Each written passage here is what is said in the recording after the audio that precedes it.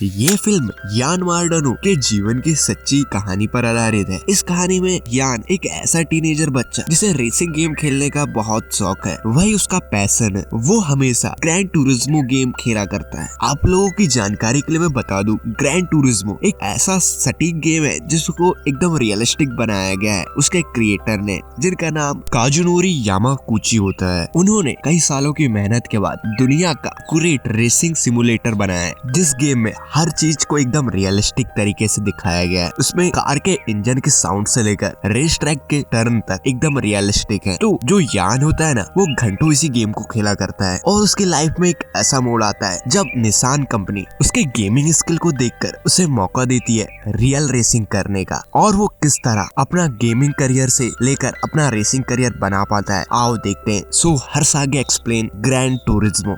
Movie शुरू होती है और हमें बताया जाता है कि 25 साल पहले याजुनोरी कामागुची ने एक गेम बनाया जिसे उनने इतना सटीक बनाया कि उसका हर एक पार्ट, हर एक चीज और हर एक मोड एकदम रियल वर्ल्ड की तरह ही है। उसे दुनिया का मोस्ट पॉपुलर गेम कहना गलत नहीं होगा, जिसका नाम ग्रैंड टूरिज्मो है। अब फिर हम एक शहर में यान नाम के एक लड़के को देखते हैं जिसे गेमिंग का बहुत ज्यादा शौक है। वो घंटों ग्रैंड टूरिज्मो को खेला करता है। वो एक गेमिंग शॉप में भी काम करता है, तो उसे वहाँ से जब सैलरी मिली होती है तो वो अपने गेमिंग के लिए स्टीयरिंग सिमुलेटर खरीदा है। उसका पूरा कमरा ग्रैंड टूरिज्मो की सीरीज से भरा हुआ है। उसे रेसिंग का बहुत शौक है। उसका सपना है कि वो एक रेसर बने। कि तभी उसके फादर वहाँ आते हैं और वो उससे कहते हैं कि तुम मॉर्निंग में फुटबॉल खेलने ग्राउंड में क्यों नहीं आए, और ये कहकर उसे चिल्लाते हैं। यान जो होता है ना, उसको सिर्फ गेमिंग के अलावा और कोई भी चीज पसंद नहीं होती, वो सिर्फ गेमिंग करता है। और उसने जो अभी स्टीयरिंग व्हील सिमुलेटर मंगाया है, वो उसे जब अपने गेम में अटैच करता है तो वो काफी खुश होता है। फिर वो अपने नए सिमुलेटर से उसे गेम खेलना स्टार्ट कर देता है, जिसमें उसे काफी मजा आ रहा होता है। अब फिर डिनर के वक्त जब वो उसकी फैमिली के साथ बैठा हुआ होता है तो उसके पेरेंट्स उसे समझाते हैं कि तुम गेमिंग छोड़कर अपने करियर पे ध्यान दो, तुम कॉलेज जाओ, पढ़ाई करो। पर यान कहता है कि मेरा पैशन सिर्फ गेमिंग करना है, मैं एक रेसर बनकर ही रहूंगा। दूसरी ओर हम निसान कार कंपनी का मार्केटर, जिसका नाम डैनी होता है, वो जापान के टोक्यो में मौजूद ऑफिस में अपनी प्रेजेंटेशन दे रहा होता है, जिसमें वो वहाँ के बोर्ड मेंबर्स को बताता है कि काजुनोरी यामागुची ने एक ऐसा गेम बनाया जिसका नाम ग्रैंड टूरिज्मो है। वो रियलिस्टिक की तरह है, वो इतना सटीक है कि 80 मिलियन प्लेयर को ड्राइविंग के लिए प्यार को बढ़ाया है। ये वही गेम है जिसे दुनिया का बेस्ट एक्यूरेट गेम कहा जाता है। तो मेरा मानना यह है कि हमें निसान कंपनी की मार्केटिंग के लिए इस गेम के बेस्ट प्लेयर्स को रेसिंग ट्रैक पे उतारना चाहिए, और अगर इनमें से एक भी प्लेयर रेस जीतता है तो इससे बाकी लोग काफी इंस्पायर होंगे और निसान कंपनी की अच्छी खासी मार्केटिंग भी हो जाएगी। तो बस मेरा प्लान यही है कि वर्चुअल वर्ल्ड के प्लेयर्सों को रियल में रेसिंग करवाना है। वो इन्हें यह भी कहता है कि इस गेम्स के प्लेयरों ने इतनी बार रेसिंग की है कि एक प्रोफेशनल रेसर अपनी पूरी लाइफ में रेस नहीं कर पाएगा, और फिर वहाँ से चला जाता है। फिर जब बोर्ड मेंबर अपने डिसीजन उसे सुनाते हैं तो वो बताते हैं कि हम तुम्हारे प्लान को मान लेंगे, पर हमारी एक कंडीशन है, तुम्हें एक सर्टिफाइड चीफ इंजीनियर को हायर करना होगा जो हमें ये बताए कि ये उन प्लेयर्सों के लिए सेफ होगा असली रेसिंग ट्रैक पे रेसिंग करना। वो उन्हें इस सब के लिए अच्छी तरह से ट्रेन कर सके। और फिर डैनी वहाँ से निकल जाता है। वह चीफ इंजीनियर को ढूंढने लगता है। तभी उसे याद आता है कि उसका एक दोस्त जैक काफी अच्छा चीफ इंजीनियर है। वो उससे बातें करता है। जैक कापा रेसिंग कंपनी के लिए काम करता है, वो वहाँ का मैकेनिक है। कापा रेसिंग कंपनी लैम्बोर्गिनी ओन करती है। वो रेसिंग ट्रैक पर लैम्बोर्गिनी की कार्स यूज करते हैं और उनके रेसर का नाम निकोलस होता है। अब जैक डैनी से बात करता है कि ये उन बच्चों के लिए सेफ नहीं होगा। रियल वर्ल्ड और वर्चुअल वर्ल्ड में बहुत ज्यादा अंतर है। यहाँ गेम को रिसेट नहीं किया जा सकता, यहाँ जान का बहुत खतरा होगा। तो वो उसे मना कर देता है, पर डैनी कहता है कि तुम इस बारे में सोचना और फिर मुझे बताना। यह कह के वो वहाँ से चले जाता है। इसके बाद हम जैक जो अपनी पिट क्रू मेंबर्स के साथ बैठा हुआ होता है, वहाँ पर वो निकोलस को अपनी एडवाइस देता है। वो कहता है कि तुम टर्निंग पर बहुत धीरे टर्न करते हो, जिस पर निकोलस उस पर चिढ़ जाता है। वो उस पर नाराज होता है, उसका मजाक उड़ाने लगता है। यह सब सुनकर वहाँ के बाकी लोग भी उस पर हंसने लगते हैं और वो अपनी बेइज्जती सहन नहीं कर पाता जैक, तो वो वहाँ से रिजाइन करके सीधे डैनी के पास चले जाता है। अगले दिन यान का बेस्ट फ्रेंड पैरसन उसके कॉल करके बताता है कि जीटी एकेडमी में उसे रियल रेस के लिए चुना गया है। पैरसन के गेम स्टेशन में वो पहुंचता है तो वहाँ वो अपनी गेमिंग आईडी लॉगिन करता है, जिससे उसे डैनी का वीडियो मैसेज मिलता है जो उसे बताता है कि तुमने यूरोप के कुछ प्लेयर्सों की तरह ही गेम में फास्टेस्ट लैप कंप्लीट किए हैं, तो तुम्हें जीटी एकेडमी में सिलेक्ट किया जाएगा। लेकिन उससे पहले तुम्हें जीटी एकेडमी में सिलेक्ट करने के लिए एक मैच को खेलना होगा जिसमें यूरोप के बेस्ट प्लेयर्स होंगे। तुम्हें उन सबको पीछे छोड़कर फर्स्ट आना होगा।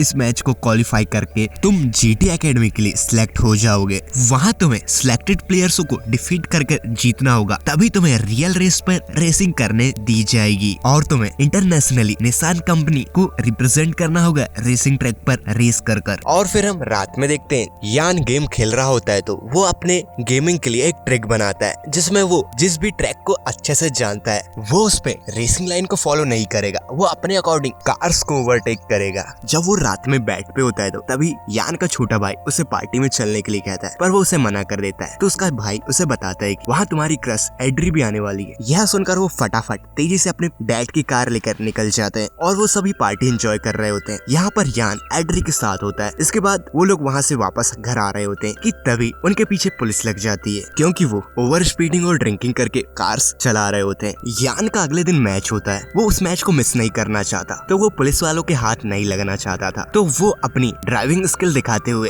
एकदम गेम की तरह ही पुलिस वालों को चकमा देके घर आ जाता है। पर घर पहुंचकर वो देखता है कि उसके डैड ने उसे पकड़ लिया है। अगली सुबह यान को सजा के तौर पर उसके फादर अपने साथ काम पे ले जाते हैं और वो वहाँ पे उसे लेसन दे रहे होते हैं कि अगर तुम गेम खेलना अभी भी नहीं छोड़ोगे तो तुम्हें इसी तरह मजदूरी करना होगा। पर यान को अपने ऊपर पूरा यकीन था और वो अपने फादर को बिना कुछ कहे वहाँ से चले जाता है क्योंकि उसका मैच होता है। वो जल्दी से गेम स्टेशन पहुँचता है जहाँ उसके पहुँचते ही रेस स्टार्ट हो जाती है। उसे वहाँ क्वालिफाई होने के लिए यूरोप के बेस्ट गेमर्स को बीट करना होगा और वो अभी लास्ट में होता है। अब रेस में धीरे धीरे वो लास्ट लैप क्लियर करने के साथ साथ सभी को पीछा छोड़ते हुए आगे बढ़ता जाता है। वो फाइनल लैप में फर्स्ट आ जाता है जिससे उसका सिलेक्शन जीटी एकेडमी में हो जाता है जहाँ वो काफी खुश होता है। इसके बाद वो अपनी फैमिली को इस सब के बारे में बताता है, पर उसके डैड थोड़े परेशान दिखाई देते हैं क्योंकि वो गेमर है और अब वो रियल रेस करने वाला है। पर वो किसी तरह अपने डैड को समझाते हुए वो वहाँ से निकल जाता है जीटी एकेडमी के लिए जहाँ पर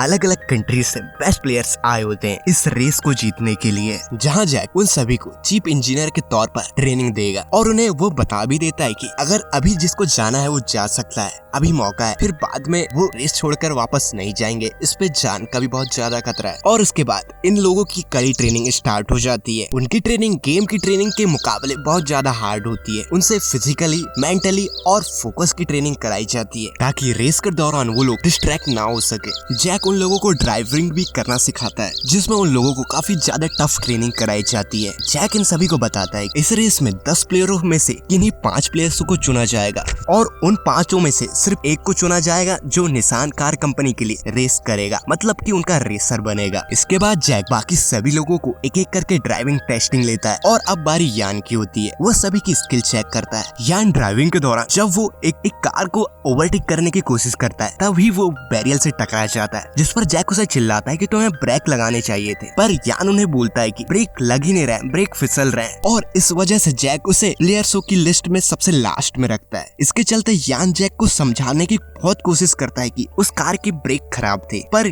जैक समझना ही नहीं चाहता। वो यान से कहता है कि तुम्हें अपनी गलती मान लेनी चाहिए, अगर तुमने अपनी गलती नहीं माने तो मैं तुम्हें बाहर कर दूंगा। जब मैकेनिकल टीम यान की कार को टेस्ट करती है तो उन्हें पता चलता है कि उस कार के सच में ब्रेक्स नहीं लग रहे होते हैं, जिस पर जैक यान से पूछता है कि तुम्हें कैसे पता चला कि उस कार के ब्रेक्स खराब है। यान जैक को जवाब देते हुए कहता है कि मैंने इन सभी कार्स के मैकेनिकल कंट्रोल को मॉडिफाई करने में गेम में घंटों लगाए। मुझे ही लगता था कि गेम बस यूं ही है, पर वो गेम कमाल है। इसकी वजह से मुझे कार्स के हर एक कंपोनेंट के बारे में अच्छे से नॉलेज है। यान की गलती ना होने के कारण जैक उसे 5th पोजीशन में रखता है और उसे बताता है कि अगले दिन तुम सभी का मैच है, तुम 5 के बीच में से सिर्फ एक को चुना जाएगा निसान कार कंपनी के रेसर के तौर पर। यह भी बताता है कि तुम्हारे पास यही मौका है अपने आप को साबित करने का। वो जो रेस होती है ना अगले दिन, उस पे 10 लैप्स होते हैं, मतलब कि 10 चक्कर पूरा करने पर ही जो पहला आएगा उसे ही निसान कार कंपनी का रेसर चुना जाएगा। अब अगले दिन रेस होती है। यहाँ निसान कंपनी के ऑफिसर्स भी आए होते हैं। रेस स्टार्ट होने के साथ ही फर्स्ट लैप में यान 2 कार्स को ओवरटेक करके 3rd पोजीशन पे आ जाता है, लेकिन यान को अब भी जीतने के लिए 2 कॉम्पिटिटर को पीछे छोड़ना है।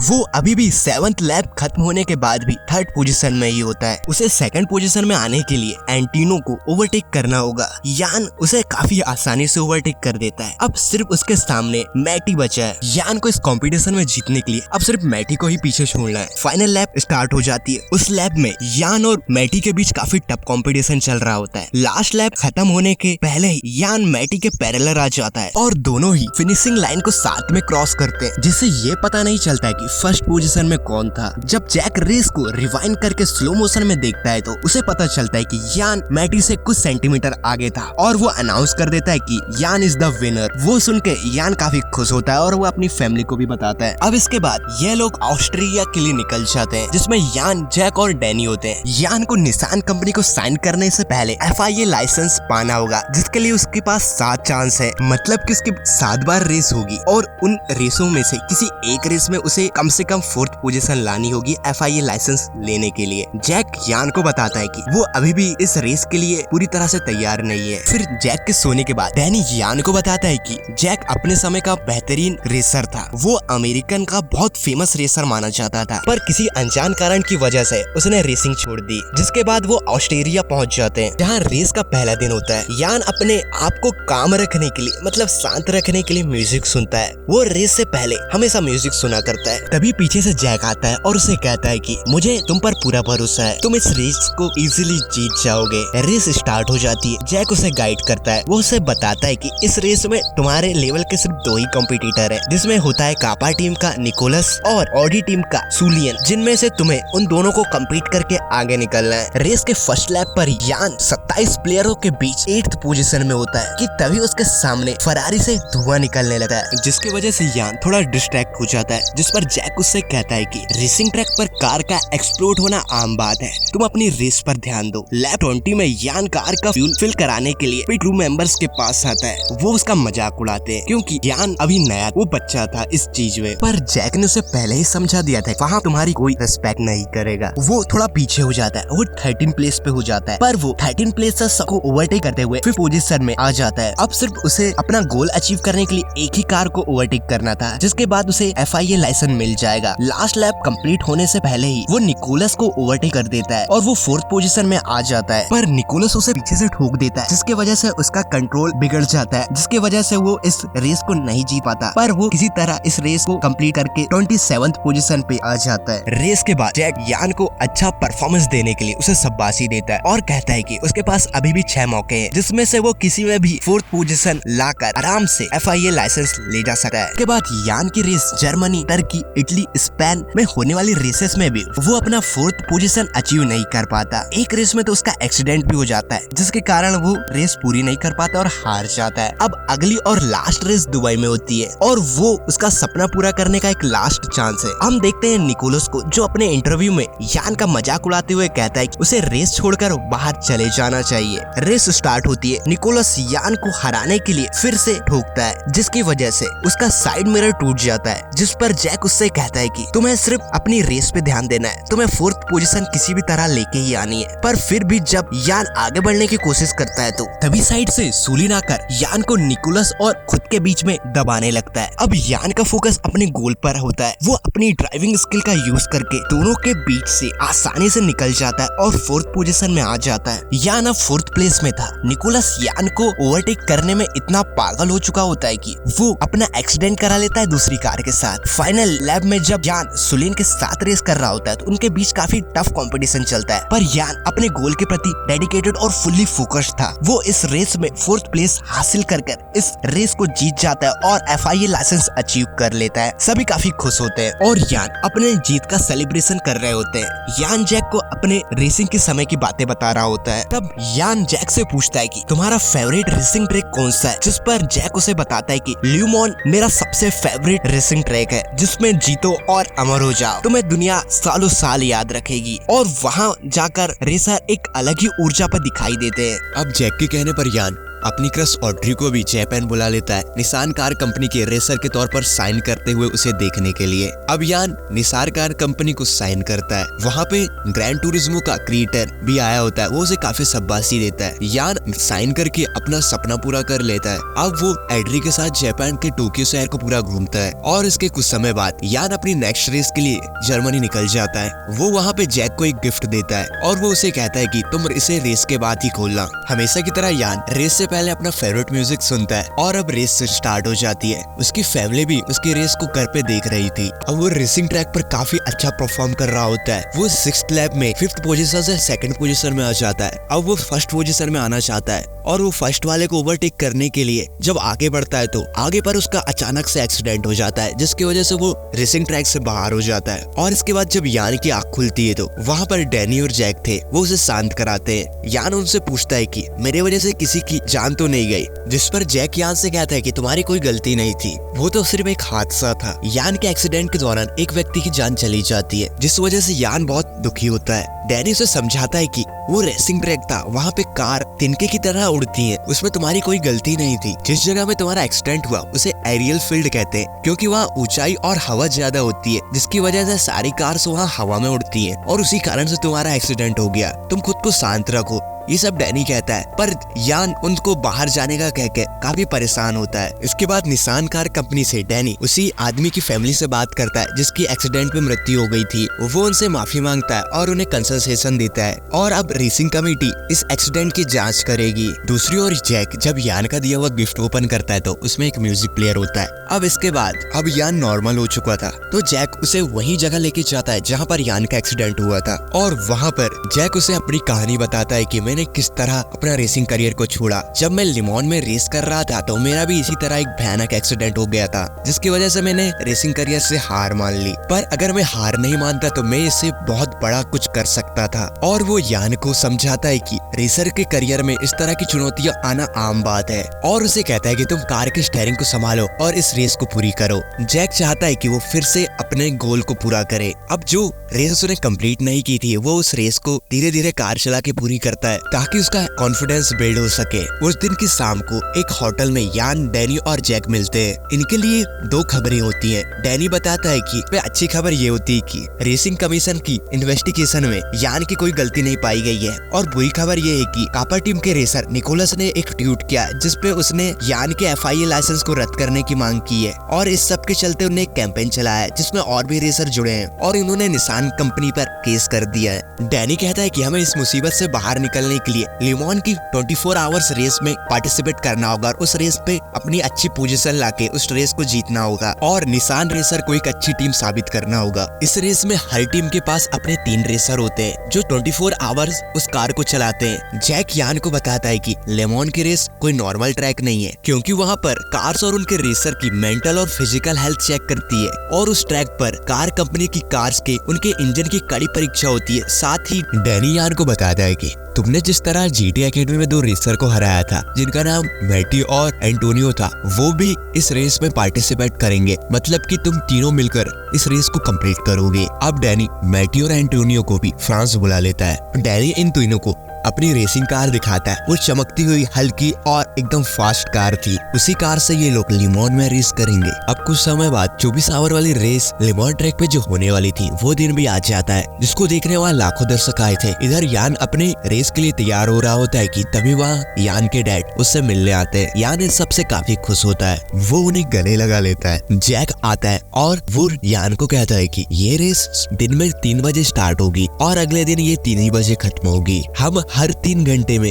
रेसर चेंज करेंगे, यानी कि यान, एंटोनियो और मैटी बारी बारी 3 घंटे रेस करेंगे। और इस रेस को देखने के लिए यान की पूरी फैमिली और उसकी क्रश एड्री और उसके दोस्त लोग भी आए होते हैं। वो सब इसका सपोर्ट कर रहे होते हैं। वेल अब रेस स्टार्ट हो जाती है, लिमोन 24 आवर्स रेस। अब एक एक करके यान सारी कार्स को ओवरटेक कर देता है, जिसके बाद वो सूलिन की फरारी को भी ओवरटेक करने की कोशिश करता है। तभी यान के सामने एक कार का बहुत भयानक एक्सीडेंट हो जाता है, जिसको देखकर यान को अपने एक्सीडेंट की याद आ जाती है, जिससे उसका फोकस रेसिंग ट्रैक से हट जाता है। कुछ समय में वो पीछे हो जाता है कार, उसे सारी कार्स ओवरटेक कर लेती है। अब उसकी पोजीशन 10th थी। जैक उससे बात करने की बहुत कोशिश करता है, पर वो कोई जवाब ही नहीं दे रहा था कि जैक को तभी ध्यान आता है कि वो हमेशा रेस के पहले जो म्यूजिक सुना करता है ना, वो उसे ही रेडियो में प्ले कर देता है, जिससे यान वापस अपने सेंसेस में आ जाता है। जैक उसे कहता है कि ये तुम्हारा गोल है, तुम एक रेसर बनना चाहते हो ना, तो तुम्हें ये रेस को कैसे भी जीतना होगा। और इसके बाद यान अपनी ड्राइविंग स्किल दिखाते हुए एक एक कार को पीछे छोड़ते हुए आगे बढ़ता जाता है। अब साथ ही इस रेस में बारी बारी रेसर चेंज होते जाते हैं। 3 घंटे के बाद एंटोनियो आता है और उसके बाद फिर मैटी, ताकि ये अपनी बॉडी को रिचार्ज कर सके, थोड़ा रेस्ट ले सके। उसी रात रेसरों को एक भयानक बारिश का सामना करना पड़ता है, जिसकी वजह से वो रेसिंग के लिए काफी चैलेंजिंग था। अब 90th लैब में निसान की टीम अब 4th पोजीशन में आ चुकी थी। अब यान को सरवाइव करने के लिए और 4 घंटे रेस करना है और तब वो प्रोफेशनल रेसर बन जाएगा। जब यान एंटोनियो से अपनी रेसिंग कार ले रहा होता है तो तभी पिट क्रू मेंबर से गड़बड़ी हो जाती है, जिसके चलते निसान टीम 4th पोजीशन से 9th पोजीशन में आ जाती है। पर यान के लिए ये सब आसान था। वो सबको ओवरटेक करते हुए फिर से आगे बढ़ने लगता है। यान अपनी ट्रिक यूज करता है जो उसने उस गेम को खेल के बनाई थी। वो जिस भी रेसिंग ट्रैक को जानता है, जैसे कि लिमोन में उन्हें कई बार रेसिंग की है गेम में, तो वो वहाँ पर रेसिंग लाइन को फॉलो नहीं करेगा। वो अपने तरीके से कार्स को ओवरटेक करेगा और अब वो यहाँ पे ऐसा ही करता है। अब वो 4th पोजीशन में आ चुका था। वो यान चाहता था कि वो टॉप 3 में आकर अपना नाम पूरी दुनिया को दिखा सके कि एक गेमर भी असली रेसिंग ट्रैक पर रेस करके जीत सकता है। अब फाइनल लैप स्टार्ट हो जाती है, जहाँ पर यान की पोजीशन अभी 4th थी। उसके सामने निकोलस था, पर रेस फिनिश होने से पहले ही वो निकोलस को पीछे छोड़कर रेस को कंप्लीट कर लेता है और वो 3rd पोजीशन में आ जाता है। यान ने इतिहास रच चुका था, एक गेमिंग प्लेयर जो कि प्रोफेशनल रेसर को हराकर 3rd पोजीशन में आ गया है। इस सबसे वहाँ की ऑडियंस भी